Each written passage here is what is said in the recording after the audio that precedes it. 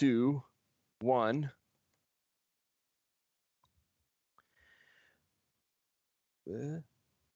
Okay.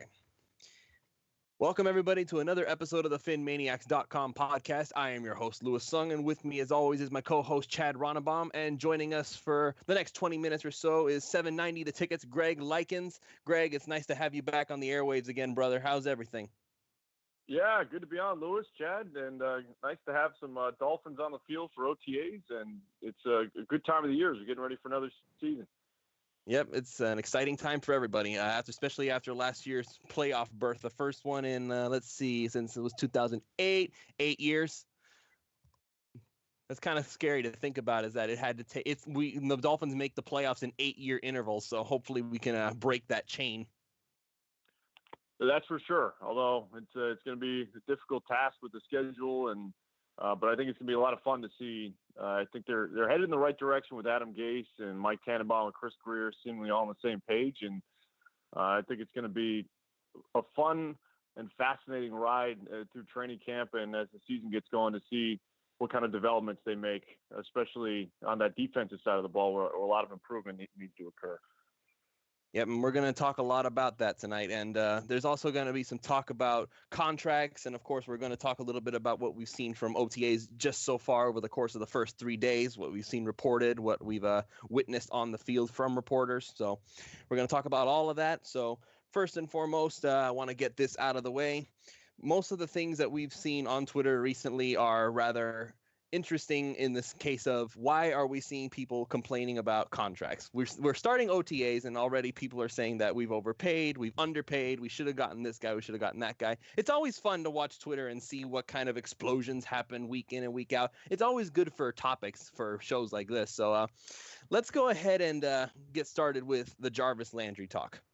This is the only contract that actually hasn't been resolved thus far as the Dolphins are concerned. They've taken care of Rashad Jones, which is another contract we'll talk about a little bit later. They've taken care of all the rookies, and that's over and done with. They've taken care of Kenny Stills. They've taken care of all of these guys, and Jarvis Landry is the only one left.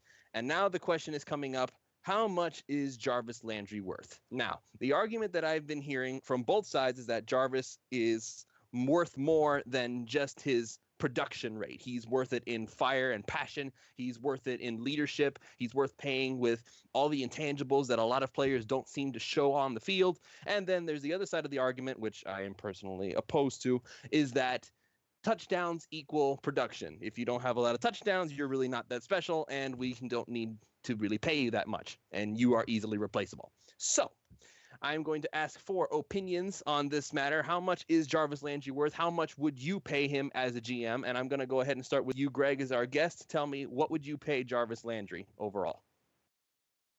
Well, I think that there's certainly a lot to consider as you went over a little bit of that. I mean, if you're looking at Jarvis Landry, big picture for the Dolphins, I mean, without a doubt, in my mind, he's been their best offensive player, and you could argue the best player on the team the last couple of years. He's been an extremely big acquisition of the second-round pick and has exceeded expectations. So for those who want to go over the numbers and the touchdowns and whether he's a true number one wide receiver, the bottom line is so far in his career, they've utilized him as the number one wide receiver.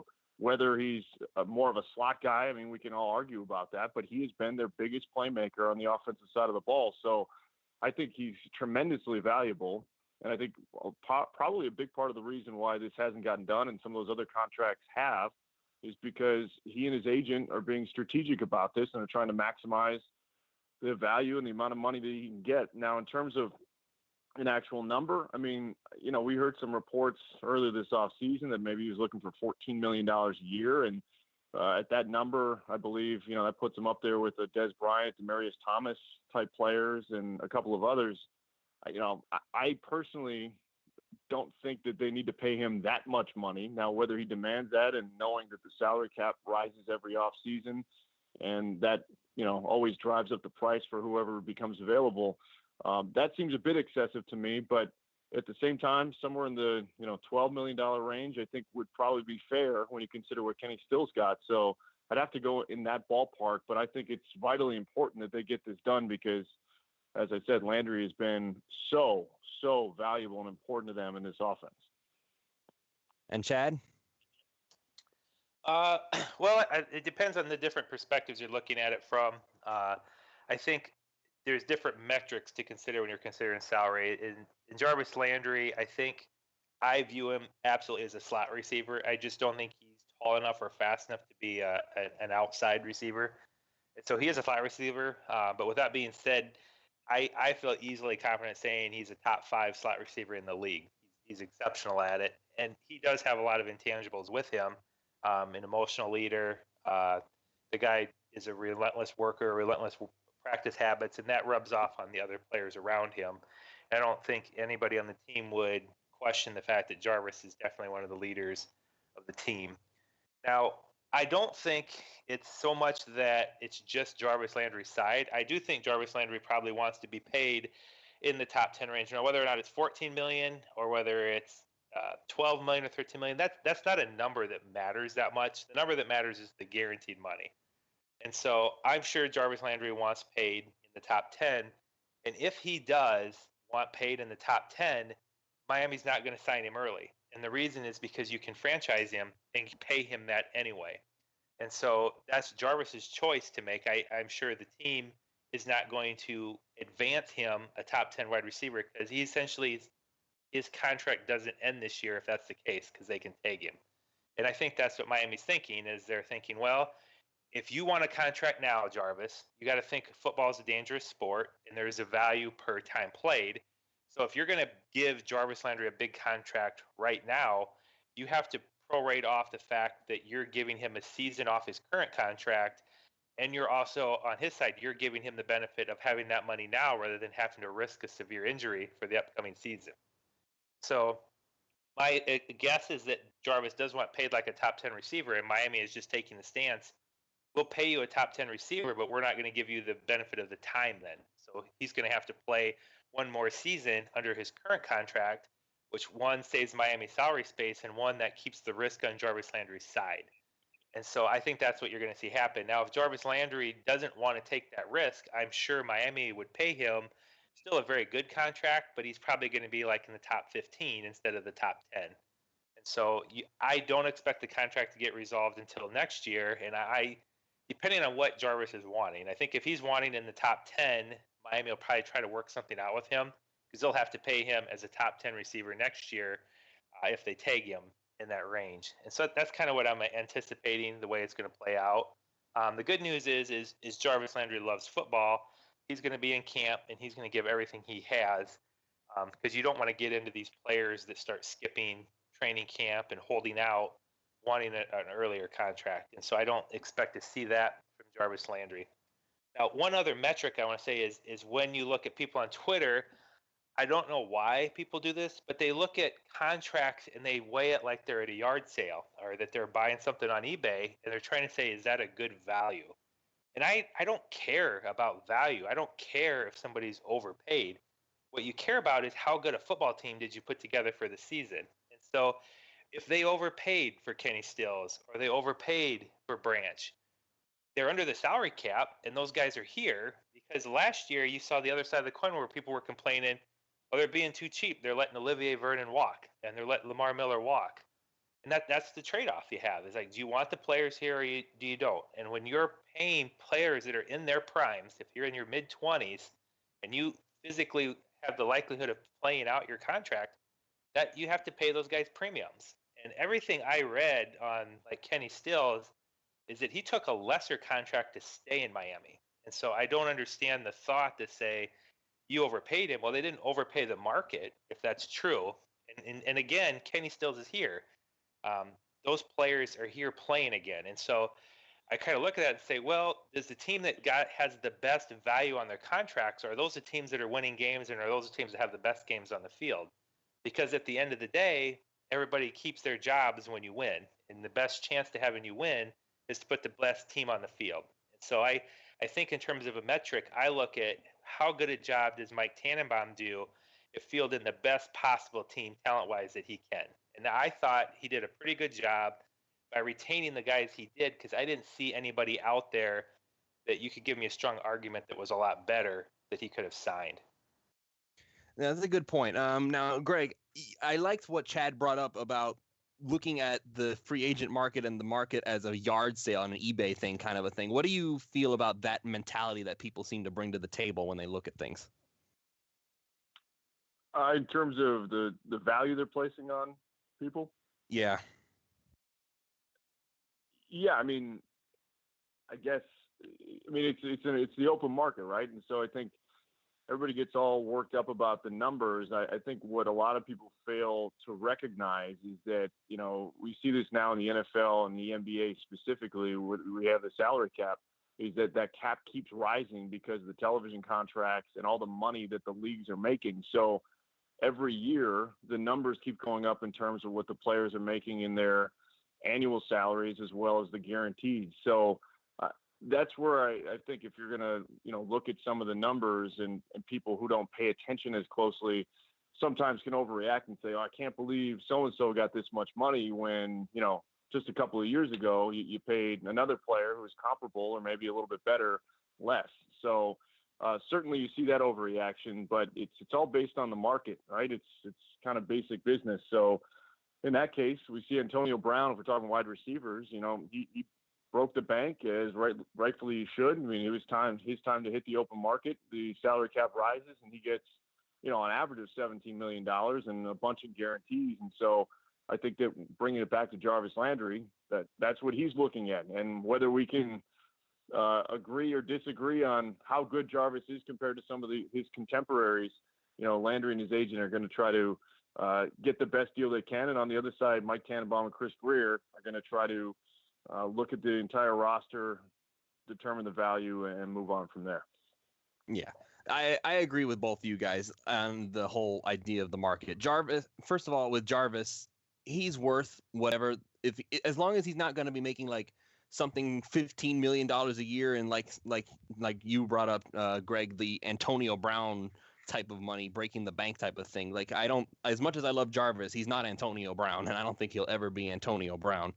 So, but if in something, I would go as high as 12 million with Jarvis and an annual contract just to keep him around because of how much he means to the team, not just in numbers, but also in just intangibles and leadership. But any higher than that, and I would start to sweat a little bit. So that's what I would do for Jarvis. Now, another contract that is being questioned, like what we're trying to do here, gentlemen, is that we're trying to add some reasoning, give the fan base a reason to see things from a more calm point of view. Like, this is not a horrible deal. This is not a bad move. This is we're looking at things for not just for now, but also for the future based on these guys that we know and what we can expect from them.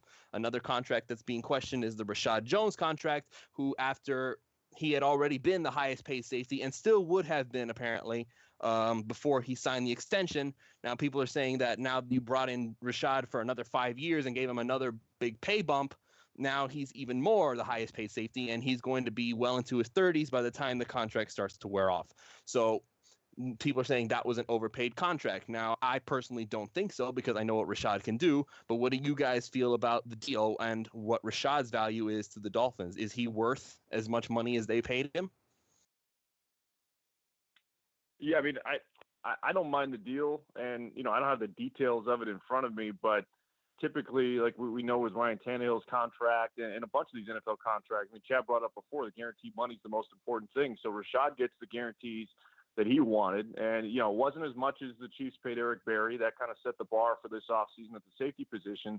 And I know that they went on to have a successful year in terms of the wins and making the playoffs with Rashad Jones missing a good part of the season. But we know what he brings to the table in terms of his playmaking ability. I would argue that if you're looking at both sides of the ball, and this number has increased over the last couple, at least based on the 2016 season, thanks to Adam Gase's influence. But I mean, before Adam Gase got here, before the 2016 season, I would have argued that on offense, you had one dynamic playmaker in Jarvis Landry, and everybody else, it was kind of, hey, you got to show me. On the other side of the ball, it was Cam Wake and Rashad Jones and maybe Ndamukong Suh.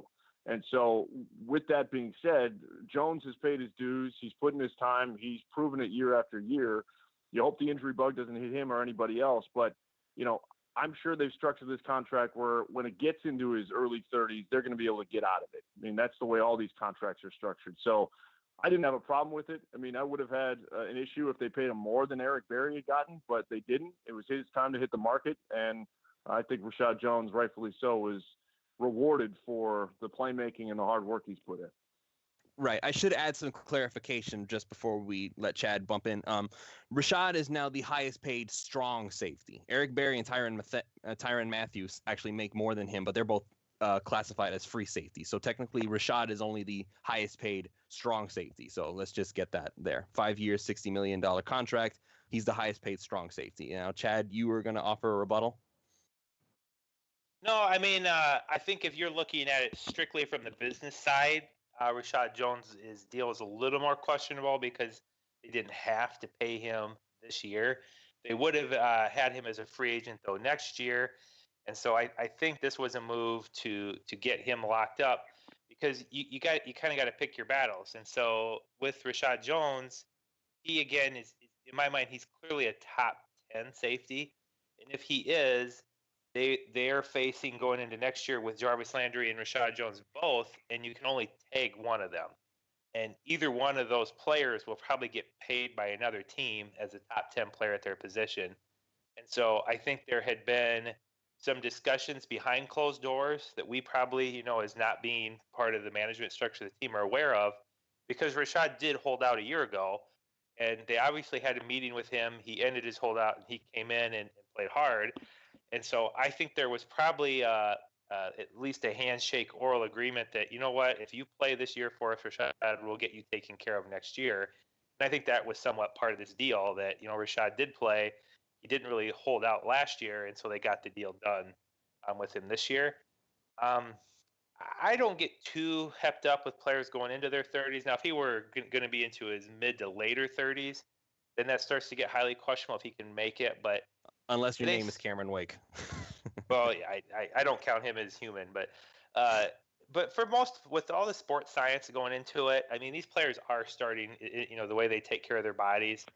Players can play into their early 30s now and still be highly effective. So I'm not so sure he won't make it. And I think Greg's right. I don't have his contract in front of me, but with all their big contracts with Tannehill and with Sue and stuff, usually it's about on like a 4 or 5 year deal. Usually about at year 3, they've cycled through a lot of that guaranteed money, and so they're not like necessarily having to pay a high per year amount if the player is no longer on the team or if he's not physically able to do what he used to do, that kind of stuff. And usually at that point that's normal in the NFL. Usually at that point you're at the stage where they either have to renegotiate their contract for a lower price or they're going to be cut, and so another team can then sign them. So I don't have a huge issue with the Rashad Jones contract. And I think as another intangible the team's doing is they're trying to get a culture in Miami. And I think you're seeing that in these OTAs. We don't have guys holding out. We don't have guys off getting into trouble. We don't have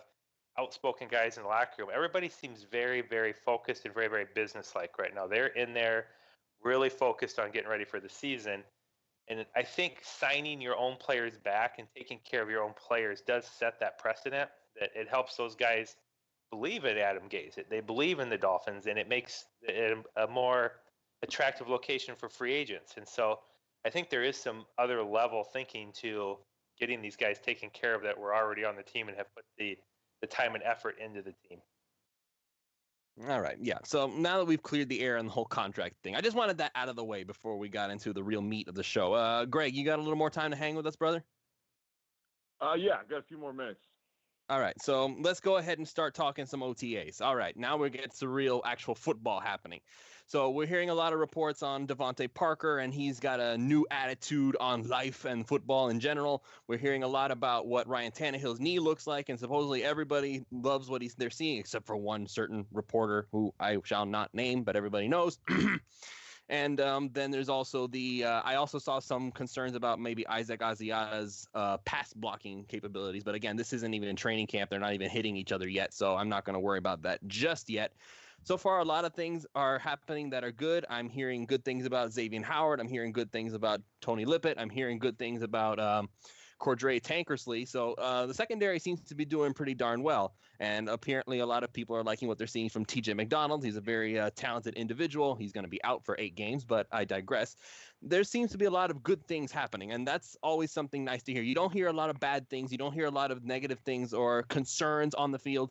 And if the only thing that you're hearing is that Adam Gase was frustrated that the quarterbacks threw too many interceptions, and the fact is that they're going to scheme to beat those guys next time, that's actually not a bad thing. You kind of want the defense to be winning this year after the performance they put together in 2016. So let's go ahead and focus in on the elephant in the room, Ryan Tannehill's knee. Now, I wrote a column not too long ago regarding the fact that Tannehill actually made a very good choice to not make himself get surgery. I said that there were a lot of other opportunities, a lot of other ways to heal yourself, and people who said that the ACL just doesn't heal that way, that's just not true. There's been documented proof of such. The stem cell procedure he went under, and holistic medicine, I mean, all that stuff really does work, and it seems that Tannehill has managed to get that to pay for him. So I want to ask you, Greg, do you think Tannehill made the right choice in the long run to not get that ACL surgery? Well, I think time will tell, right? I mean, and I, heard his comments today, and he seemed to really buy into, the therapies and the treatments that you just described, and so certainly the advantage is that he's now out on the field and practicing with his teammates, man. I think if he'd had the surgery, he'd still be in the recovery process. So that's been huge, I think, especially to piggyback on what transpired last year in year 1 under Adam Gase, where we saw some really nice strides from him right before he got injured.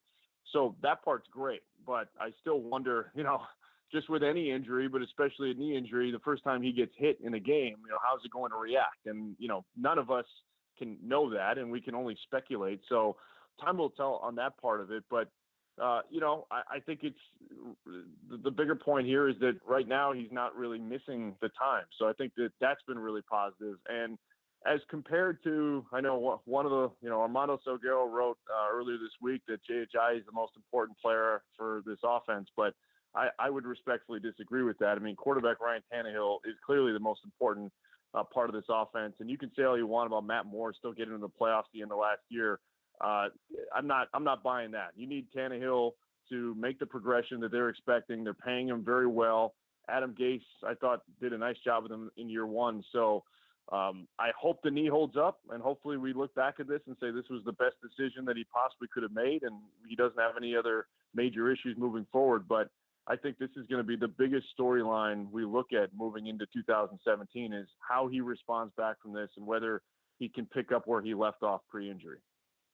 Well, it's actually kind of funny because I saw that footwork video that somebody had that actually a few reporters had posted on Twitter during the OTAs, and I thought his feet actually looked faster than they did same time last season. So if you really think about it, it seems like Tannehill's only making strides forward. The only thing that I am wondering about is, like you mentioned, how is he going to react when the bullets are live, so to speak? Now that he's gotten hurt and he sounds confident. His words say, "I'm confident, I'm good to go. I feel fine." But what happens if somebody gets too close? Is he going to panic, and is he going to try and do something to protect that knee rather than make the big play? And I really don't want to think that he'll be that way because that's never been characteristic of Tannehill before, but this is the first time he's had a major injury. And so that's the thing that I'm worried about is he going to suddenly become jumpier in the pocket, so to speak? Yeah, it's a valid question because I think most of the time we focus so much on physical recovery, right? And in this case, there's a big psychological element involved as well. Now, looking at the course of his career, and you pointed out, he's a tough guy. He played wide receiver in college, as we all know, and took hits over the middle. And so he's taken so many different hits in terms of all the sacks that he's been able to stay healthy through over the course of his career. So I think that once he gets that first hit, he'll probably, get it knocked out of the way and he can move forward. But, I thought it was funny. Andre Branch said today that the instructions about Tannehill is stay as far away from him as possible. So he's not going to be able to test that out, that mental fortitude, until preseason for sure. So I think that will be a big factor, obviously. But certainly if there's ever a guy that's going to move past that psychological hurdle quickly, I think it's Tannehill, and he's proven that. You can criticize him for other things, but he's certainly a tough guy. Well, actually, this actually kind of leads into a question I just received on Twitter from Andrew Granado. He's saying we've seen RT17 improve, and some media are starting to see it.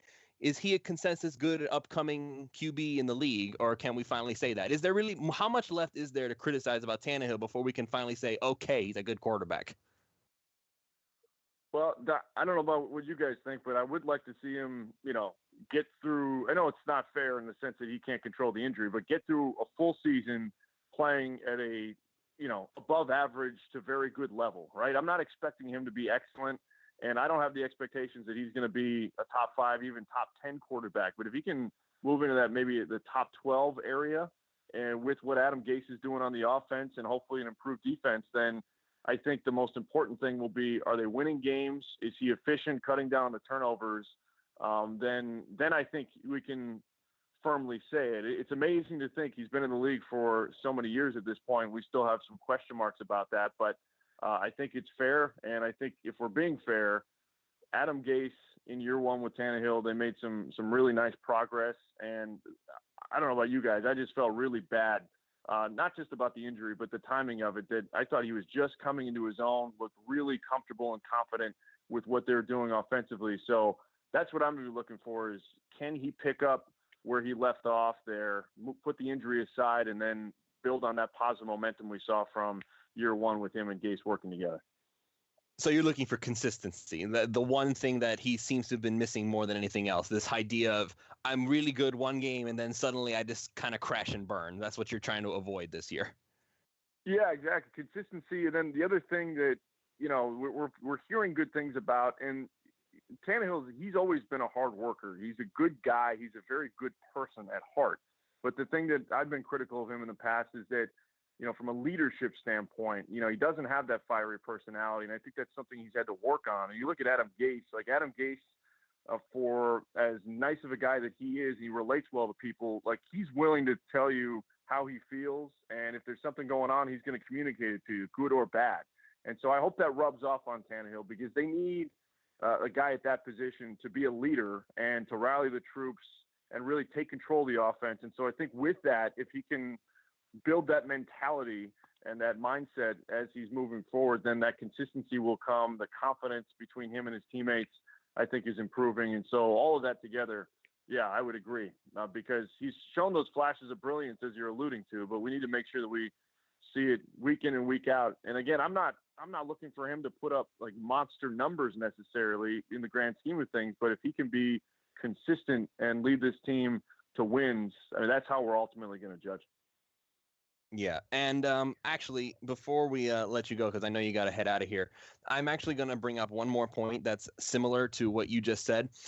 If you recall last season, and the Dolphins were just starting to get on their little streak, the game against the Jets, where Ryan Fitzpatrick pretty much literally gifted the game to Miami, I received so much backlash over me saying I didn't like the way the game was won.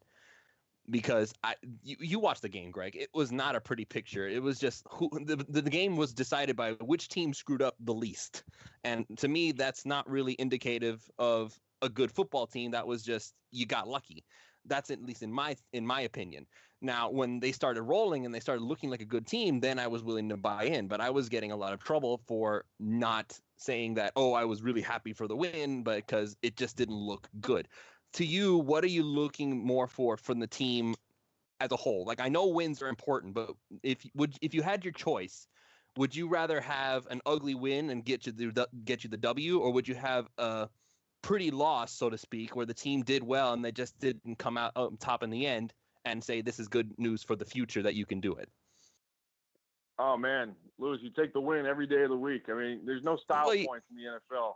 I mean, doesn't matter if you get, like last year in general, their 10 wins. You can't say that there were a lot of those that really impressed you. I mean, I think you can be impressed that compared to years past, that they won a lot of close games and were able to figure out how to do that at the end of some of those. But at the end of the day, if you're looking at this Dolphins last 15, 20-year history, I mean, you take any win however you can get it. I don't care the style. Now, do you prefer if it looks good and the defense is playing well and the offense is clicking, of course. I mean, that would be the perfect scenario. But with this Dolphins franchise, recent history, man, I think you take any win how you can get it. Anybody who complains about the manner in which they get wins, then I don't think you're getting the point. You talk to any coach, sure, they're perfectionists. Adam Gase wants things to go as smoothly as possible and exactly the way they practice during the week. But at the end of the day, if a lot of things don't go the way they anticipated and they still get that W, that's all that matters. Yeah, I had a feeling you would not go with me on that one. I honestly, I don't blame you. I really don't. I don't blame you at all. And I understand why everybody was mad at me. I guess for me, it was just a matter of bad timing. If they had already been playing well and then the Jets happened, then maybe I would have been cool with it. But it was just like they won and everybody's celebrating. It's like you guys saw that was not a game that we really won. It was kind of more like they lost it. That was my only point on it. And Lewis, real quick, to back up your thought process there, I do think that's why, generally speaking, looking at the way they won the games last year that they did, and, give them credit, they won the 10 games, made the playoffs, but just how historically bad the defense was, and knowing that there were some injuries, I think that's why there are question marks entering 2017. Was this just one year that's kind of a blip on the radar where they got some lucky breaks and things went their way, or can they consistently now become a better team and improve? And, Chad mentioned the culture, which I think is a big thing that hasn't been a positive one in many years. So if they can put that all together, I mean, that's why I think whether it be yourself or others from the outside, I think there's reasonable skepticism about this Dolphins team and what to expect in 2017. So that's why I think it's going to be so fascinating to see if some of these factors come together in a positive way for this Dolphins team and they can build on it. Yeah. And actually, honestly, I don't have much skepticism anymore.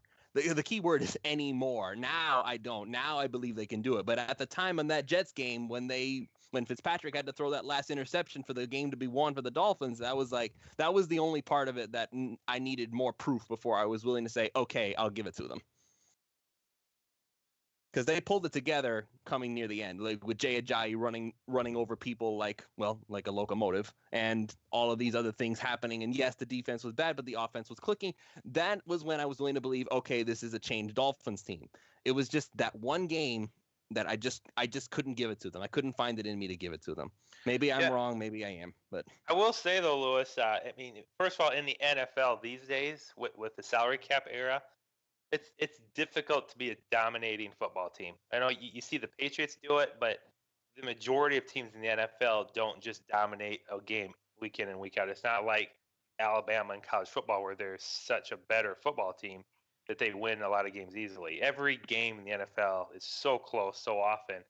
And I think that what to take away, whether it's Adam Gase or the team as a whole, is the team had like fortitude, or they were able to hang in there and come up with a win. Because I could say the Chargers game last year, Phillip Rivers handed the game over to the Dolphins more than Fitzpatrick did, just throwing some horrendous passes in situations he didn't even have to, given the Dolphins interceptions, and they won those games. Or you could look at the Rams game, and the Dolphins lost 3.5 quarters of the Rams game, and they won the last 5 minutes and won the football game. And so some of that has to do when you look at the teams around the league, other than the Patriots, like the Pittsburgh Steelers or several years the Baltimore Ravens, those teams win ugly games all the time. They win those 3-point games that they somehow pull out and win. And there's just something to that with a team that you feel like, with 6 minutes left in the game and you're down 10 points, that we still got this. We're going to win this game. And that's one thing you have to give last year's Dolphins credit about, is they just hung in there right to the end, and there wasn't that team that's like, that the shoe just dropped, it's over. There just was no quit in them, and so I do attribute some of that to Gase and just the change in the team as a whole. Yeah, I get it. I'll take my L. I'll take my L. I just had to try one more time just to see if maybe I could find somebody on my side out there. It's like, it's okay, don't worry, I understand. I think everybody wants to see the team play really well, but I'm just like, in the NFL, it's so close. The teams are so evenly matched week in and week out. You always hear the saying, on any given Sunday, a team can win the NFL. That's true. But, you take a team like Cleveland and, the top teams. Yeah, Cleveland's going to be an underdog, but those teams are much, much closer than people realize talent-wise when they're playing each other. Fair enough. Okay, Greg, you got to get out of here, man. I do, because no offense to you guys, but if I talk to you for much longer, my girlfriend's gonna kill me. So don't mess with that. Don't mess with that. No. I'm just kidding, but it's been good to talk to you guys, and certainly I know that a few months from now will be really exciting, but it is nice to see the players out on the field and getting some new reports from the Dolphins for sure. All right, man. Thanks, Greg. Thanks for coming on with us. Can we call on you again someday? Sure, anytime. We'll talk to you when they're 10-0, Greg. We'll bring you back. Yeah, right. Yeah, there you go. That'd be terrific. And then at that point we won't care how they're playing as long as they're 10-0. Yeah, right. Yeah, 10-0. Like nobody's complaining now. All right, exactly. Greg, thanks for coming on with us, brother. All right, have a good night, guys. All right. So that was Greg Likens, 790 The Ticket. You can see him and hear him on the radio now again. It's good to have him back after the Finsiders was canceled. So I'm sure that even now to this day, there are going to be people who are wanting that back, and they're going to say, can you get Greg from 790, please? Go and snag him, please. But anyway, it's good to have him on again. It's good to have him on again. Anybody that watched the Finsider knows that, hey, he's excellent. Very good, good at reporting, good at covering the team, knows what's going on with the team. And he's good at being reasonable, and he's good at analyzing. That's something that they're dismissed because he's the host of the Finsiders, so he has to talk good about the Dolphins all the time. It's like, no, not really. He'll be honest with you. Got to be real, yep. All right, so let's see what else we got to cover here. I know that there's more stuff coming out of OTAs. Actually, I had a couple of things I was just kind of letting Greg talk, but I wanted to touch base on Tannehill, Lewis, on his knee. Now, granted, nobody probably is, except maybe a few people on Twitter that are commenting, but you got to realize we're not orthopedic surgeons or anything, but when your ACL is torn, whether you do a partial tear or a complete tear, you replace where it was torn with scar tissue. That's just the reality of that injury. And so with Tannehill, he had a partially torn ACL, which means part of it is still there and part of it got torn.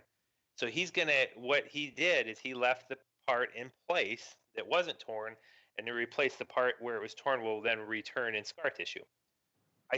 Everything I've heard and read, again, I'm not an orthopedic specialist or anything, but everything I've heard is if you want functionality, that's the best way to do it.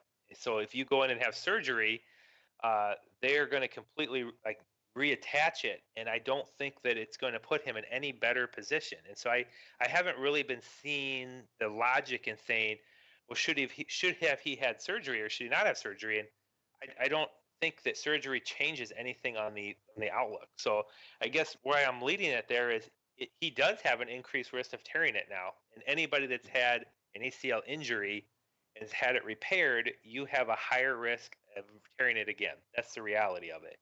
And so the mental aspect, you just have to forget about that and keep playing it. Now, on the bright side, he's a quarterback. And so your ACL typically doesn't affect your straightaway speed. As I understand it, it affects your quickness and your cutting ability. And so, yeah, Ryan Tannehill needs some of that, but it's not a prerequisite for the position as much as the majority of the other positions in the NFL.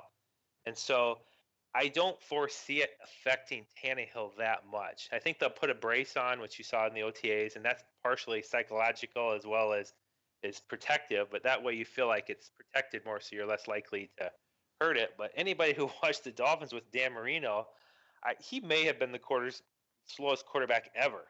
Seriously, Dan Marino could not run at all. And you saw how effective he was. Slower than Phillip Rivers, Chad? That would be an interesting race if you had a time machine to have like 1990 Dan Marino race Phillip Rivers. We would still be waiting now for the race to end.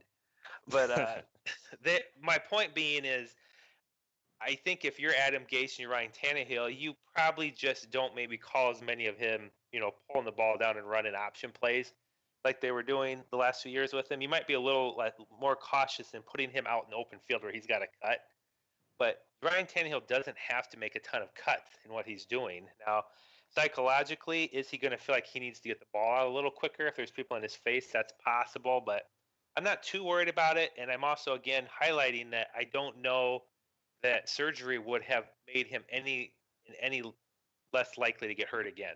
And I from everything I understand, I don't think that it would. So The only thing they could have done that would have been very foolish would have been to throw him back out in the playoffs or on the field prematurely, and because that puts you in like the RG3 situation where he has a partially hurt knee that's not fully recovered. You put him out there again and risk him completely tearing the ACL.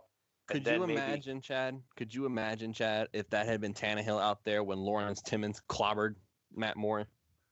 Oh, I know. I mean, that's the perfect example of like he just at least Adam Gase has always been protect the players first, and he has that. It's easy. I'm sure it's very easy to get in a scenario where you're in the playoffs and you have all that year's work on the line, everything's on the line. But I don't think anything I've seen from Adam Gase is he's going to put a player out there that's maybe questionable on a concussion or a player that's got a questionable injury that can get worse. He's pulled everybody for what's in the best interest of that player's health long term. And so I think players respond to that as well because they have somebody that's actually looking out for them versus not caring about what's going to happen to them in 10 years. And they're just wanting to get the win at all costs. So anyway, I wanted to just touch that on the knee, though, anyway, with Tannehill, because I don't think Twitter is very accurate in saying, arguing over whether or not he should have had surgery or not have surgery. And that would be a good question maybe to ask somebody that specializes in ACL repair. But as I understand it clinically, I don't think it would have benefited him in terms of risk to have surgery. The whole risk factor, honestly, I get tired of hearing the word risk. He's at risk to get hurt. He's at risk to tear it again. He's at risk to do this. He's also at risk to get a weird hangnail on the field. Okay, I get frustrated with the talk of risk. It's like you're playing football. You're at risk 100% of the time. The only time you're not at risk. That's exactly right, Louis. That's where I was going with the Landry contract. That's the difference in a year is football is a very dangerous sport, and so I don't care where you're at risk every single play. You're right. You could tear your ACL and be completely healthy any given play. You could be walking on the Panthers practice field and tear your ACL. Ask Louis Delmas and Kelvin Benjamin.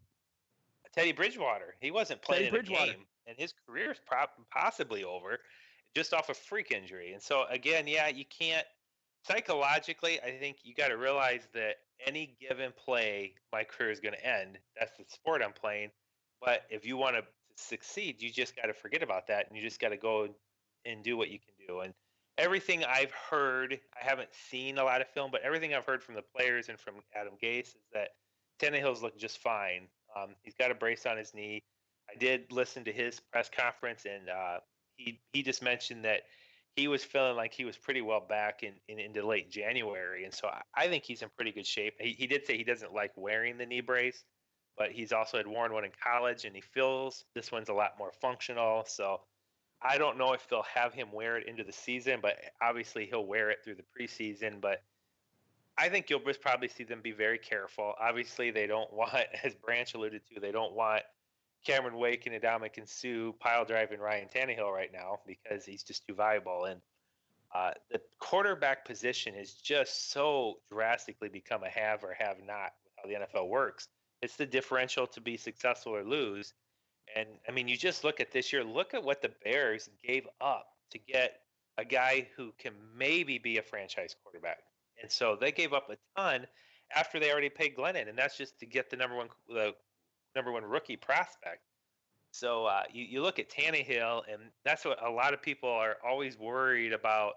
Is he top 5 or top 10? And I'm like, you got to, of all fans, Dolphins fans should remember the years after Marino we had what it's like to have a guy that's not a top 20 guy. And it's just almost impossible to be successful if you don't at least have a decent quarterback. And I do feel pretty strongly he is somebody you can classify as decent. Tannehill is a decent quarterback. And also the quarterbacks that are the consensus top guys, most of them have been playing quite a bit longer than Tannehill. I mean, who in Tannehill's range that was drafted around when he was or after him is somebody you would say significantly better than Tannehill? I mean, you could argue Andrew Luck is, but I haven't seen Andrew Luck do anything that's more spectacular than Ryan Tannehill, to be honest. I think Andrew Luck's a good, young, upcoming quarterback, but is he really that much better than Ryan Tannehill right now at this point in his career? Russell Wilson may be about the only guy you could say has had a better career than Ryan Tannehill, but again, it's few and far between. And these guys that have been drafted behind him, I haven't seen them surpassing him either. And what you start to realize is it takes years typically to get a quarterback now that can succeed in the NFL. It's not near as easy as it used to be back even in the 80s and 90s when it was still a run-oriented league. I mean, now you're coming in and you have to throw the ball so much more.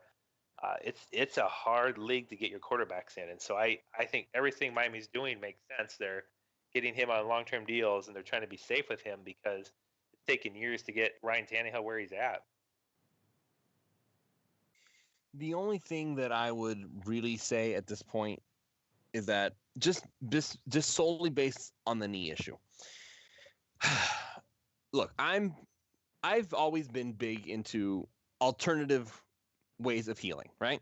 I'm not into going under the knife. I don't go and talk to the doctors and ask for antibiotics every time something goes horribly wrong, or even if something is mildly annoying. Like if I go to allergies, I'm not going to go ask for antibiotics. I'm going to find another way to do it. Tannehill is, if I'm not mistaken, he's a medical major, correct? Like he knows all this stuff. He went to he went to Texas. He's Texas A&M. He's a medical guy, so he knows. I have no idea I don't know what his major was. I'll be honest. So well, he's right or wrong. I believe he had a medical background in college, so okay. He knows this stuff. He knows how everything is supposed to work. I'm glad he didn't. That's why I wrote the column. I'm glad he didn't get the surgery, and I feel like he's better off because of it. Because listen, Chad, there was a Pro Football Talk article. That's actually what prompted me to write the column to begin with, because it was a Pro Football Talk article that said that Tannehill made a mistake in not getting the surgery because now he still has a partially torn ACL. It doesn't regenerate. That's what the article said. But it's false, man. It's false. I put as such in my column. I believe it's a doctor, Richard Bedard, wrote in the Huffington Post in 2011 that there is a way for knee cartilage to straight up regrow. There's documented proof of such a thing happening. The knee cartilage just grows back if you give the body. I actually tweeted on that exact article when they wrote it. I was not very pleasant. I just said, how stupid are these Pro Football Talk guys? Because they were alluding to in that article that had he had surgery, he could have put in a new ACL or something. And I was just pointing out that you don't, once your ACL is torn, you don't go in there and surgically magically put a new one in its place. It's just like lining it up. Let's put you back together again. All they do is reattach it and they let it heal as scar tissue. And so what Ryan Tannehill has is a partially torn one, and that's literally what a sprain is. You still tear it a little bit. So if you have knee sprain after knee sprain after knee sprain, you're still degrading your knee. That's just the reality of it. And so there is no magic. That's what I was trying to tell you at the beginning of the article where people are talking on Twitter. I'm like, there is no surgery Ryan Tannehill can go have that makes his ACL any better than it's healed now. And I 100% agree with you, Lewis. A lot of these new therapies that they were talking about that Tannehill had, like the stem cell therapies where you take platelets from one part of your body and you inject them into the area, that promotes a quicker and more secure healing. And so I think Tannehill did everything that he could possibly do to heal it naturally, and a surgery wouldn't have improved his outlook at all. I mean, you can argue if he had a completely torn ACL where it was completely separated, and so they have to go in and actually reattach it. That is, you don't have a choice there. You've got to go have surgery, and then you got to use natural therapies to reattach it. But if it's partially still attached, I think it's highly questionable to go have surgery at all. And I don't care if Ryan Tannehill was a medical major or not. You know, he's talking to the most prominent surgeons that are available to him, that have looked at all of his scans, that have evaluated his knees. And I feel pretty confident they weren't telling him, you've got to have surgery, you've got to have surgery. So I think he probably made what he thought was the best decision based on what the advice the medical professionals are given to him. But again, right or wrong, like what Pro Football Talker is saying or what I'm saying on Twitter, there is no surgery again that can make his ACL back the way it was before he had the injury. That's just not possible. Yeah, and this is why I get so upset when people just jump right to the surgery and things like that. I have people giving me testimonies about how they healed back and they're better off because they didn't go under the knife, and all these people doing this thing and this thing and this thing. It's so, like, I don't know how to say it, because you have to be careful about how you say these things. Look, and by the way, yes, Ryan Tannehill is he was actually named an honorary physician by Broward Health back in 2013. So yes, this man does have a medical background. Look, Ryan Tannehill can regrow his knee cartilage. It can be regenerated. And honestly, if it gets to the point where it's back to normal, because I mean, if it's regrown and it's back, it's naturally grown stuff, then you could eventually reach the point where, oh yeah, what injury? I never got hurt. I'm just fine. Look, it's all still here. It's all regrown. It's all your own natural stuff, and it's not scar tissue where if you pick at it, and kind of like a scab, like you pick at it and it comes back off and you're bleeding again. It's regrown stuff. And this is another thing that I brought up in the article that I wrote for Jay Ajayi. What was the big thing everybody was worried about when he was drafted? His degenerative knees, his cartilage. He had no cartilage. It was bone on bone, all that stuff.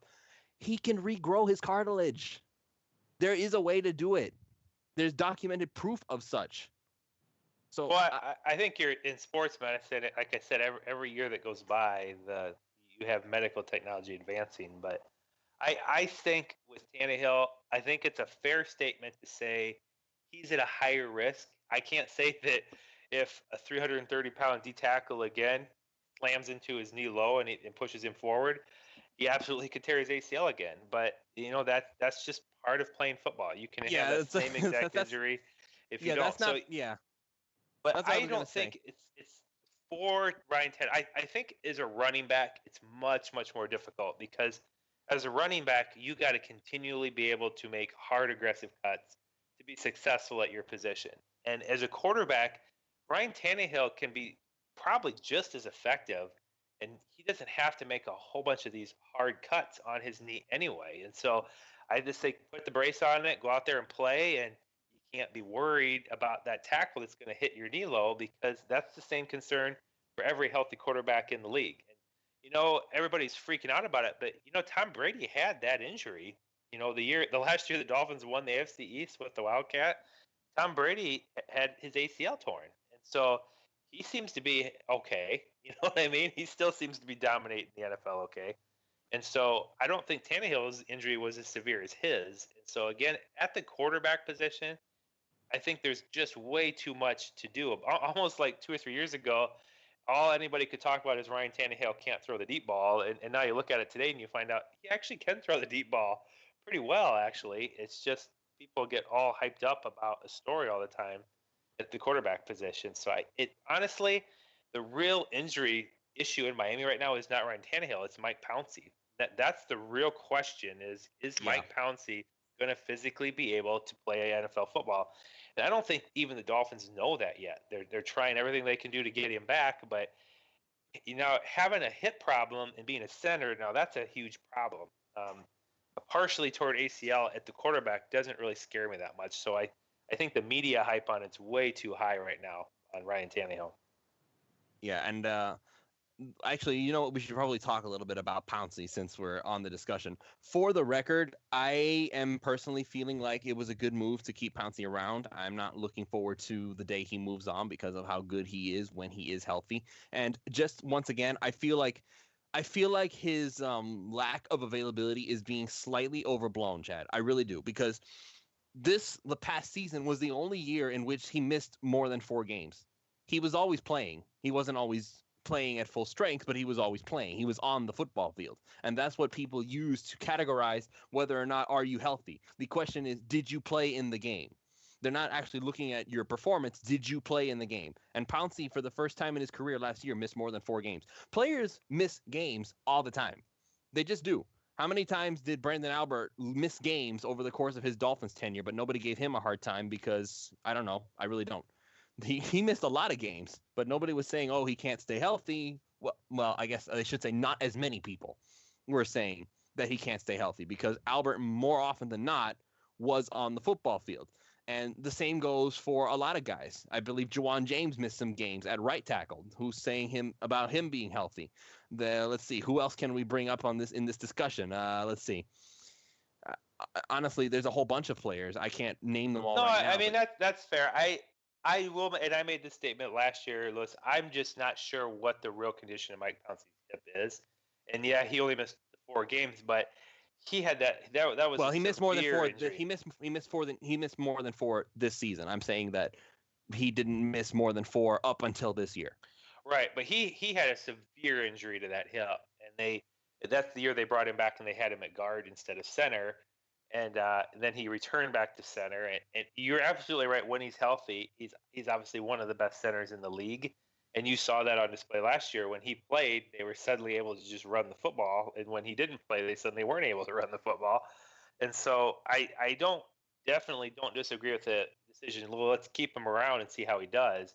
I'm just pointing out that people that are all worried about Tannehill's injury, I'm not that worried about Tannehill's knee. I'm much more worried about Mike Pouncey's hip, because to me it was a more severe injury, and really nobody really is going to know probably until the season starts, because I don't think they're going to play Pouncey until the season starts, whether or not he's physically able to do it anymore. And that's a very big question right now for both Pouncey and the Dolphins. Is he actually going to be able to return and play? Now, obviously, with the rehab he's doing and the doctors, he must think he's going to be able to, because they didn't make any big moves. They got several players that can play center, but they didn't obviously go out and draft a high center or something, planning to get a new center of the future. So I think there is still confidence there on both sides that he will be able to. But I think if you're worried about injury watching, that's the injury to keep an eye on, because that does impact Miami for the year if Pouncey isn't able to go. And I think that's much, much more up in the air than Ryan Tannehill's knee is.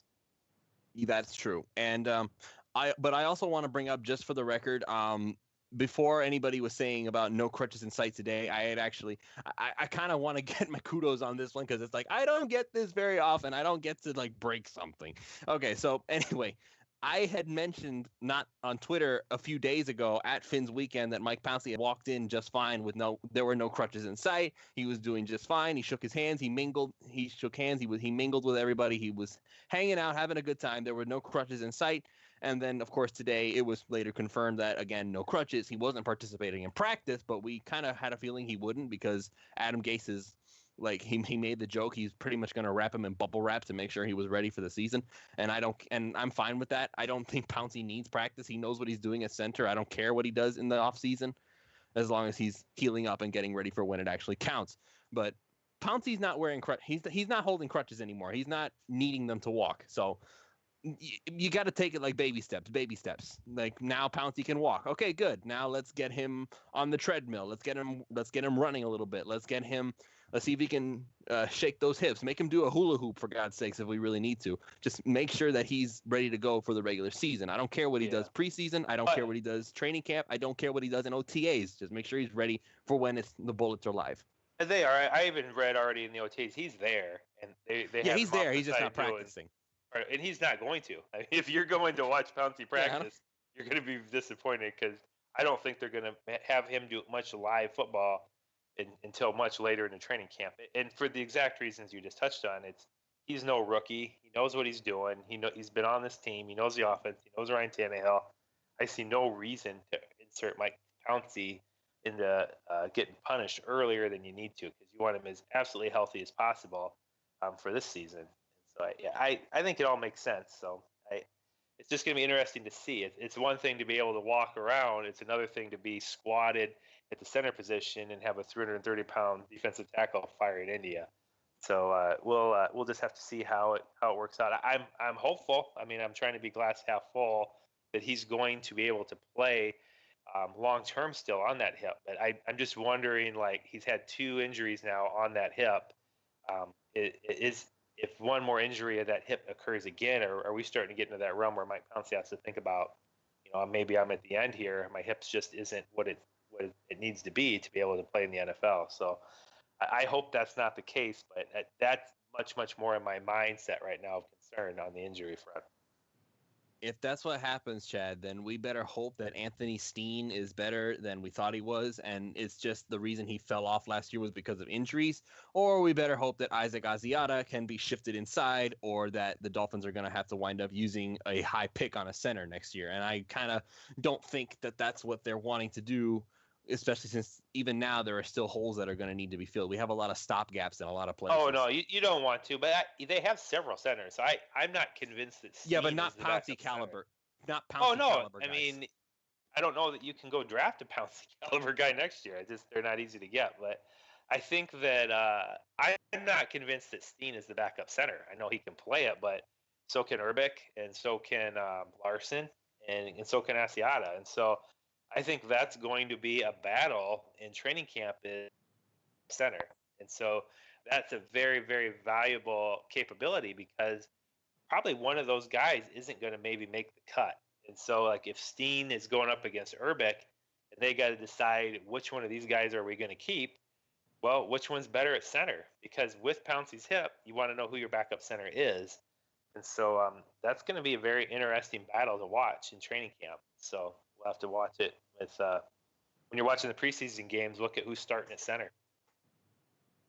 Yeah, I guess so. All right, so let's see. We got a little bit of time left. How about we talk some Devontae Parker, Chad? Now, we've heard all the stories. We've heard all the hype. It happened last year, and everybody was so excited because Devontae Parker was going to make his big jump forward into the next level of football, and it never really happened, which honestly, it was disappointing to say the least. But now we find out that, and Adam Gase, I'm surprised how open Adam Gase was about why Parker didn't do well. He was not eating right. He wasn't keeping hydrated. He was, like, we hear the jokes all the time. He was eating Fruit Loops and sitting on the couch watching a movie or SpongeBob or something. Like, all these funny jokes about Mr. Devontae Parker, and that's why he wasn't doing well, because he wasn't taking care of himself. Now he seems to have, now the story is he's woken up, if you will. The coaches are saying it. Parker himself is saying it. Everybody seems to be saying, oh, yeah, he's a new player. And now we hear today in OTAs that Parker seems to be playing with an intensity that he didn't seem to have before. And look, we know our reporters. We know our guys. We know Adam. We know Armando. We know Perk. We know all these guys. They're not going to sugarcoat anything. If they don't like something, they're going to let us know. So I'm inclined to believe that Parker's new way of doing things is actually real. Now, the question is that going to be enough for Parker to really reach the potential that everybody knows he has? I would like to believe it does, but I just don't know, Chad. I just don't know.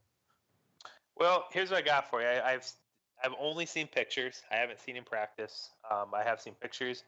To me, he looked clearly thicker. It looked to me like he'd worked pretty hard in the offseason to get to be a bigger, stronger guy. And so I did. That was my take by looking at him. He's still, in my opinion, the best hands guy on the team. I know everybody say Jarvis Landry, but Devontae Parker just catches everything thrown to him with his hands. I do question. I know part of this is his health, but I'd like to see him just be faster. I haven't seen him just blow down the field and get by people enough to be considered a guy like an AJ Green or a Julio Jones or those elite boundary guys. I don't know that he has the speed or not to do that. So that's going to be interesting to see this year. If he's fully healthy and he's fully committed, does he have a greater level of explosion? With that said, the Rams game I was referring to earlier last year, we saw Devontae Parker on full display. He took that one drive, he took the game over, and they couldn't cover him, and he made some fantastic plays. And so you see the potential there. But it's going to be interesting. And one other point with Devontae Parker is a down the field, go up and catch the ball at a tie point type of receiver. And to do that, you've got to have an offensive line that can give the quarterback time to do plays that are designed to throw the ball down the field. And while Devontae Parker's been on the Dolphins, we just haven't had an offensive line that Ryan Tannehill could drop back, let Devontae Parker, get 20, 30, 40 yards down the field so Tannehill can throw one up for him to go get it. To do that, you've got to give him time to get down the field, and that means Tannehill can't have 3 seconds and get his head taken off by a defensive lineman. So I think this year, hopefully, with Tunsil at left tackle and assuming Juwan James is healthy at right tackle and our offensive line is improved, that's the hope, then you might see the offense be able to set up play designs that can give Devontae Parker more opportunities to make plays down the field. Because anymore in the NFL, it's been with Miami, especially when you just don't have that great offensive line. Everything's designed to get the ball out in 3 seconds in these short pattern routes. And that's not what Devontae Parker is good at, is doing these 5 and 10 yard quick routes. He's much more effective at getting him matched up going down the field and trying to just throw the ball up and letting him go get it. So that's kind of my take on it. I still think he, without a doubt, is a top 3 receiver on the team, and that's not going to change anytime soon. So he should have the opportunity to do it this year at the very least. Yeah, I'm hoping that Parker will actually step up and become that guy that everybody was so excited about back in 2015. Yeah, I'm all the dates are starting to blur in my mind. Well, he doesn't seem to me to be blown by guys down the field one-on-one. I think he's got great hands, and I think he's a reliable receiver, but I haven't seen him get the separation. And I don't know if that he just doesn't have the discipline in his routes or he's been dealing with injuries. But this last year, it was obviously the guy that took the top off the defense, if you will, was Kenny Stills. He was the guy who was beating guys down the field with his speed. And so I'd like to see Devontae be able to do that as well, because I think with Jarvis Landry, being the threat he is, and with Kenny Stills improving the way he did last year and bringing in Julius Thomas, Devontae Parker is going to get more one-on-one matchups. I mean, the way the Dolphins have their skill sets, if you're on defense, you can't afford to give a lot of safety coverage over on Devontae Parker. You're going to try to force him to beat your corners one-on-one so that you can't let Kenny Stills and Jarvis Landry beat you. And so that's what I was saying is he's definitely going to get the opportunities both in scheme this year and in health. So I understand why everybody's saying this is his breakout year, because he has the opportunity for it to be his breakout year. But I'm kind of like, I'm not bull or bearish on him right now. I'm just kind of sitting in the middle of the field because he has a lot to prove yet, I think, if you're Devontae Parker. Yeah, but I don't know. I always like hearing when players who didn't work hard are now working hard. I always enjoy hearing that because that gives me some kind of hope and idea that these guys are going to take that next step. Devontae is now. That is the new Miami, Lewis. That's the change in culture here. I mean, and it's guys like Ndamukong Suh, Ajayi, and Landry.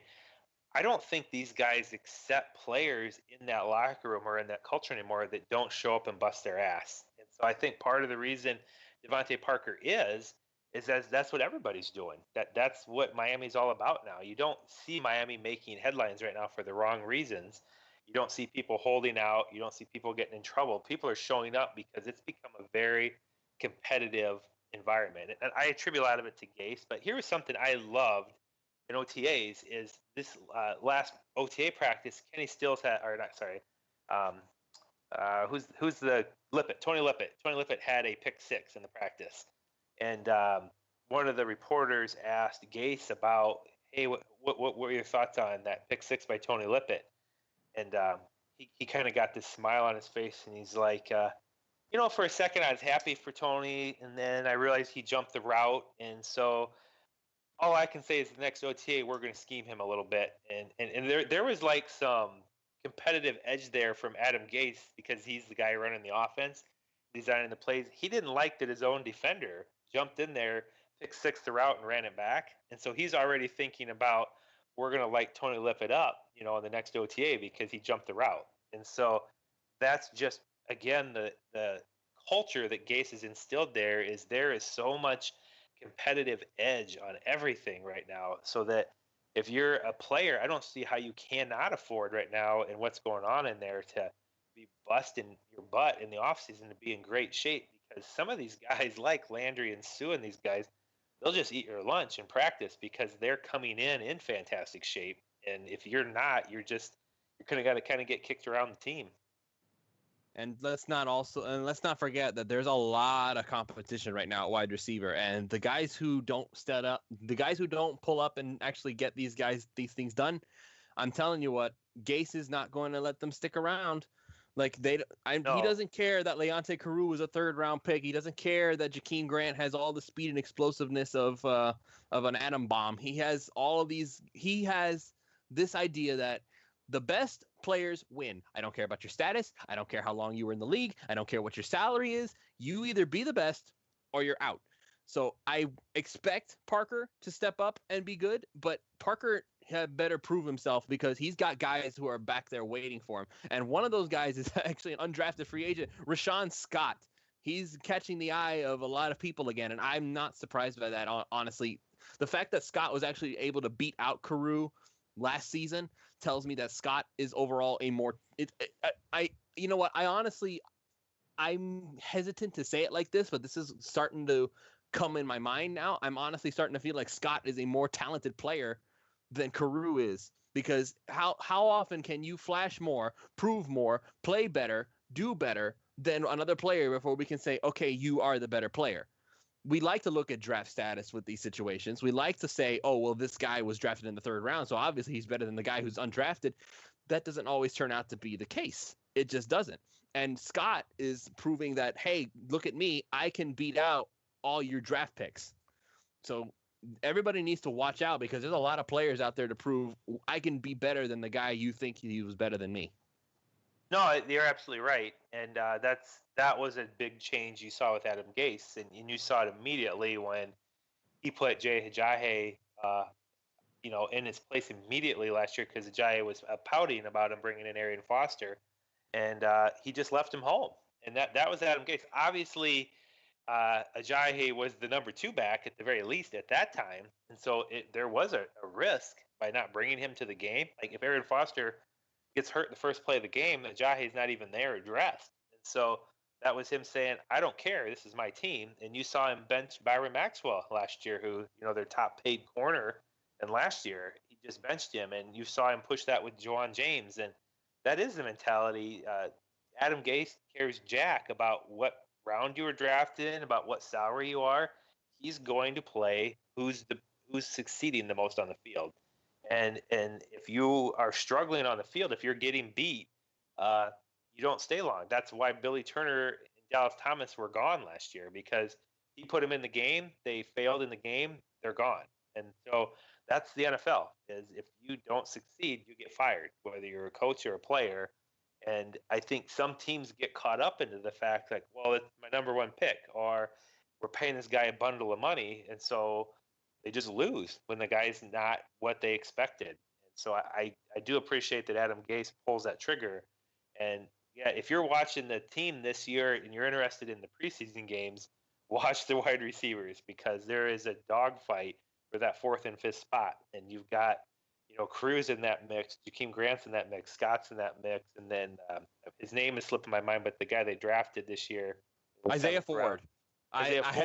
Yes, I had tweeted out that he could be the next Landry just based on the film. Just based on the film. I have to say that again, because the backlash, again, I have to keep saying this. People backlash at me on Twitter all the time. It's like, all I said was that based on the film that my film guy put together, he has a lot of characteristics similar to Landry. So I thought, could he be the next Landry? This guy who's scrappy. He's not the most physically gifted, but somebody who can just make plays when it counts. Right. That's Landry-esque. Oh my God! You would think I said that Landry. No, it is.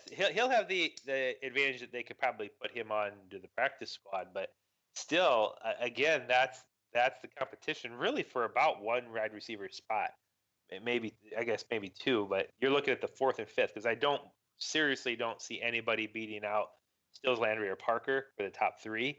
And so you're looking at a lot of good wide receivers fighting for a 4th or 5th spot, and for all different reasons. Cruz probably the biggest receiver who's got the highest draft pick status, and Grant's the one that's ridiculously fast, and he gives them a big weapon on kick return. I don't know if he can give them punt return, but he can give them a kick returner.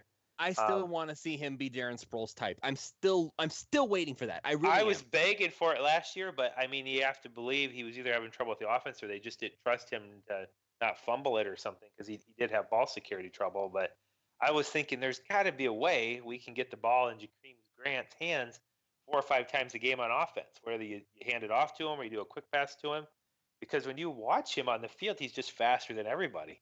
So I was just like, can't we get the ball in his hands somehow in space? And we've been kind of hearing rumors of that in this offseason, that they're going to have him more involved.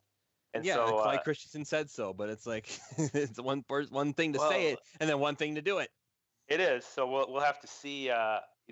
Again, training camp's where you want to watch that, because they'll have him playing extended time at wide receiver, and so you want to be looking for, do you see realistic plays if you bring him in the ball game that you can insert him into a game in, and so that'll be fun to watch. But yeah, we'll have to see how that plays out. But either way, when you're watching 3rd and 4th quarters of preseason games, the receivers out there should be going all out because every single play is important for them in this training camp and preseason.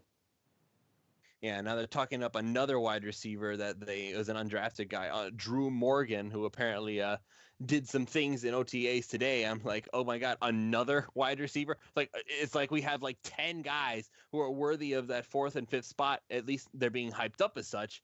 And there's not nearly enough slots for all these guys. There just isn't. And it's kind of scary to think about because it's like I don't want to say it was a bad idea. I don't want to say it was a bad idea because in reality it's not.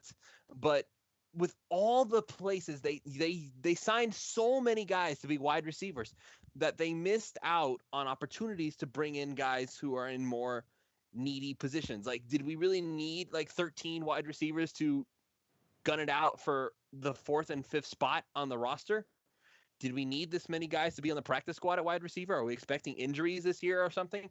Because there were a lot of opportunities. Yeah, I know, but it's like because you would still have Scott, you would still have Carew, you would still have Grant. At least that's the projection of it, and that's enough in case something happens. Like, you're not expecting your whole wide receiver core to just have to get gutted because of so many injuries. So you could have gotten an extra guard or two just to make sure that we covered all the bases. Another another defensive end, another linebacker, another safety, just something that isn't quite as readily available as wide receivers. There's always wide receivers available. That's just kind of how it is. There's so many wide receivers that there's always somebody on the market, somebody available that can come in and just kind of run routes for you.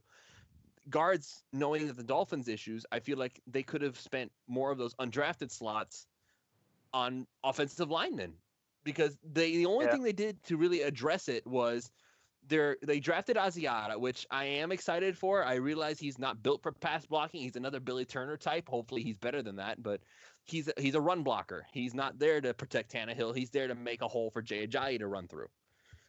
And other than that, not much has changed. They brought in Ted Larson, which he's better than advertised. We did a film review on him if you want to go check that out on PhinManiacs.com. And other than that, I don't think we did anything else. We moved Tunsil to left tackle. Fine. Okay. That's where he's supposed to be. Pouncy is still the projected starter. The backups are still the same. Steen, Urbic, and now the two new guys who can also move over if necessary. Bushrod is still here, and he's probably going to wind up being the starting right guard unless Larson beats him there. And Jawan James is the right tackle, and the backup is Sam Young, which we already had before. So not much has changed on the offensive line front. Now, whether you consider that a good or a bad thing is up for debate, because in all honesty, Jay Ajayi doesn't run for as much as he did unless there is some semblance of blocking, because you could tell when there wasn't any blocking because Ajayi couldn't get anywhere. So you have to take the logic that when he does get somewhere, that means the line is actually doing a fair enough job. They're doing a decent job. Are they great? No. Are they even good? Not necessarily. Just an average job. Just make one hole for Ajayi to get through and he can get there. So they did a decent enough job. So you would hope that moving Tunsil to his natural position, which, by the way, he said that he's very glad to be back there. Asiata, the run blocker. Pouncy being back, if he's healthy, he's a big improvement. Bushrod was not as bad as I thought he was. And James he got his groove back on late in the season. That's a decent line. On paper, it's a decent line, but is it really that much of an overall off-season improvement? The only thing that's changed as far as off-season moves, at least projected starting lineup, is Asiata. That's it. So, yeah, I mean, I think you can throw Larson in there. They brought him in as another veteran guard. So you're going to project him as a starter over Bushrod from the get-go? No, I think Larson's going to start ahead of Asiata probably, unless Asiata really has a great camp. But it's just going to depend on how quickly he picks it up. He's not coming in having dominated at Alabama. I think you got to keep that in perspective. So he's going to have a learning curve, and I can tell you probably Ndamukong Suh is going to make life hell for Asiata all training camp. And so we'll see how he responds. I think he's a good run blocker, and if he can pick up the pass pro and pick up the offense well, that's good. But if he can't, I suspect Larson will probably start at left guard, depending on the learning curve Asiata undergoes. And so, but he may be more of a starting guard for next year. We'll have to see how that plays out. I'm kind of with you, Louis. I don't think they had many other options in the draft because they needed to get the pass rusher, and everything I'm hearing is Harris is a special pass rusher. I obviously know he's not probably an every down defensive end, but having a guy that can just wreak havoc in the pass rush is so valuable in the NFL in today's NFL that I think that was a pick they had to make. I think they had to go get the linebacker in the second round. And by then, Asiata was probably the best value they had, and they got him later. So I thought they did pretty well. Otherwise, you had to go the route of getting like Forrest Lamp or going a high pick to get that guard that you can plug in and play. And so there wasn't a lot of options in the draft, and they didn't go get one in free agency, which maybe was the mistake. Is maybe they should have got one, but we won't know until the season gets here, because if Larson ends up being decent, then it's a great value that they went and got him and didn't go pay somebody a ton of money. But I would have liked to seen him maybe get one more guy. I'm with you on that, Lewis, on the interior, because there's a lot of question marks at guard still. So I kind of go with that. On the other one, I'm still surprised as defensive tackle. I realized the way the draft fell, they didn't draft him till later, but I'm extremely nervous about them using these late draft picks now as their third and fourth tackle. And I think maybe right now, my early take for the offseason was the biggest mistake was not paying Poe, because they had him in here. He wanted to play here, and they just couldn't agree on the contract terms. But I would feel so much better if we had Poe, Phillips, and Sue going into this year as our three primary D tackles, and not just Sue and Phillips and just a whole bunch of unknown question marks. Because you've got to be able to stop the run in the NFL, and Sue's going to get tired, and Phillips gets tired, and what happens if one of those two get hurt? We're suddenly in relying on fifth and sixth round picks as our D tackles right now.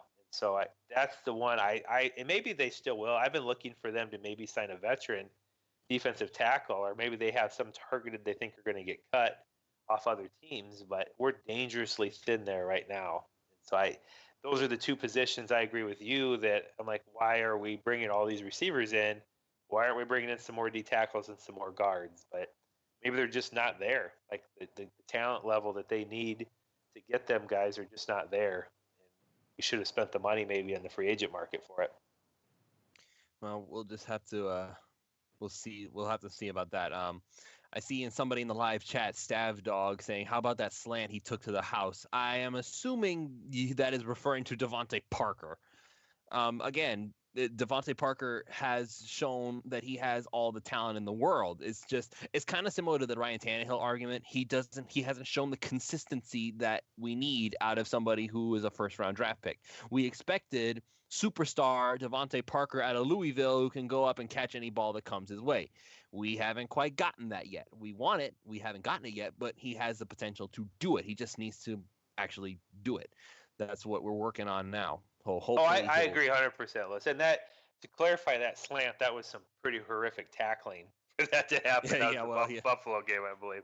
And there was a guy on him. He just there were several times in that game I was laughing at how poorly Buffalo was tackling. That's out of character for them, and I loved it. But Devontae, like I said, the Rams game sticks out in my mind as a game he did take over. Like, they weren't able to stop him coverage-wise. And I'd like to see that. Basically what you're saying, Lewis, is he needs to start taking games over more consistently. And I think a lot of it has been his health. And I think that's where Adam Gase was going is, ever since Devontae Parker has got here, he's been having foot surgeries and these minor nicks that are not allowing him to be in there at 100%, with back injuries and everything else. And I think Adam Gase is basically saying, dude, you have got to get on board with all these sport fitness programs and start taking care of your body, both working out and what you're eating. And, I think that's what he's referring to with Devontae is you got to start acting like a pro and take better care of yourself, because we need you healthy. And there's just been too many games in his career so far where he's not been either available or he's been hurt.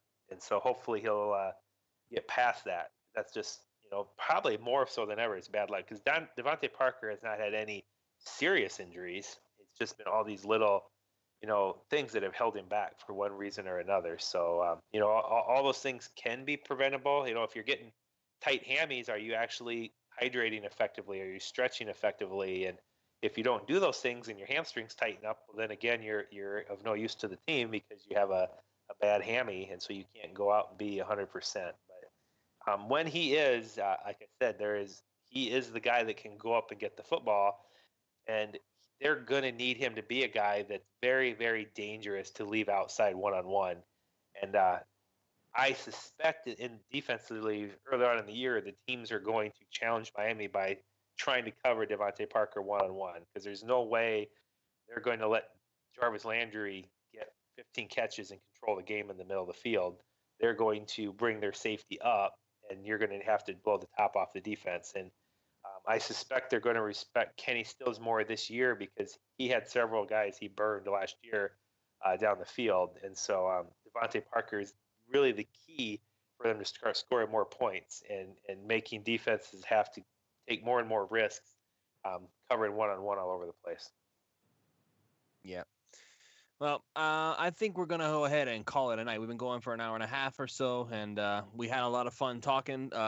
Thanks again to Greg for joining us, and we talked some OTAs. There's going to be more coming up, and as more comes out, I want to start doing more shows, bringing on more guests. I know there are a lot of people that we can bring on, and I want to just start talking more. I really do. Like, I sometimes like putting together the show and finding time for everybody to meet up in one night. It's kind of frustrating at times, but I do want to talk more because these are things that need to happen. We need to have these discussions. We need to add context to conversations that like you just can't have in 140 characters or even in a series of tweets. You need to be able to talk these things out like voice to voice, if you will.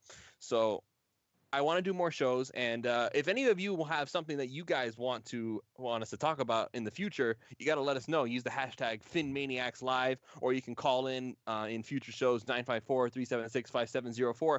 You guys got to call in. You got to get involved. We want to hear from you, and we're gonna listen to you if you got something to say. So in future shows, interact with us, folks. We're open to pretty much anything you guys have to say. So we're gonna go ahead and close this show right now, but Chad, is there any closing thoughts before we call it a night?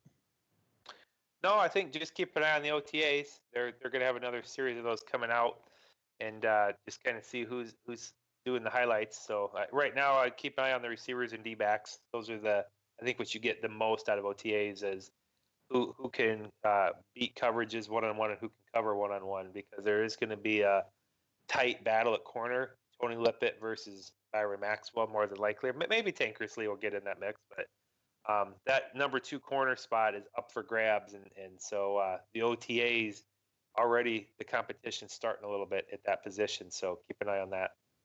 Yeah, my only closing thoughts are that Ryan Tannehill is back. He's not going to wind up in any trouble. He's good to go, and I'm happy about where we're sitting right now. I feel like we're sitting pretty. I really do. And I understand the schedule is tough. Yes, the schedule is very tough. I looked at the schedule. Buccaneers, Chargers, Jets, Saints, Titans. I mean, yeah, it's very tough on paper. I'm not personally all that worried about a lot of these teams. They're not, I feel like that they're not really as tough as we're getting advertised. Like, we can beat the Ravens. We really can. We can really, honestly, we can beat any of these teams on this roster. Certainly the Broncos. Peyton's not there, and they're not even sure who their starting quarterback is going to be. I'm not really all that concerned about Paxton Lynch. The Buccaneers, yes, they have a lot of talent, and of course, guess we're going to have to hear from, what's her name again? Okay, I named another name that shall not be spoken on this show if we can help it. But this roster, I mean, it's scary on paper, but I don't see any of these teams that I feel like, oh, the Dolphins are just going to get creamed, because I've seen what they can do now. I know what they're capable of, running the ball, passing the ball, and if the defense is improved, Chad, we have a playoff football team. I honestly believe that, and it's been a long time since I've really felt like I could say that in all honesty and without doubts. Because the only way they wouldn't be playoff caliber is if something goes horribly wrong and we lose like every major player that we need on this roster, because they managed to do what they did last year with so many key players gone. Like, Pouncy was gone, Rashad was gone, Tannehill disappeared after the last 2 games, and Moore had to take over. You had so many players out that were so key to this team, and they still managed to pull it out of the fire in the end and get to the playoffs. And now with what they've done to improve on those problems and retain the guys that made it possible the first time, I can honestly say that we have a playoff caliber team. The schedule may make it harder for us to get there, but I don't feel like there's any team that we can't beat. So, and it's been a long time since I've been able to say that. It's like I agree. It's crazy. So that's going to be it. Thank you all so much for joining us. We really appreciate the fact that you stuck with us for this long. Once again, thank you for Greg Likens and Stab Dog again in the live chat. You guys have confidence in Drake. Real quick answer: yes, I do. He has all the talent in the world, and I think he's better than he's going to be a Reggie Bush type guy. So yes. Anyway, thank you all so much for joining us. We will see you all next time. For myself and Chad Ronnebaum, we will see you all next time for the PhinManiacs.com podcast. Good night, everybody.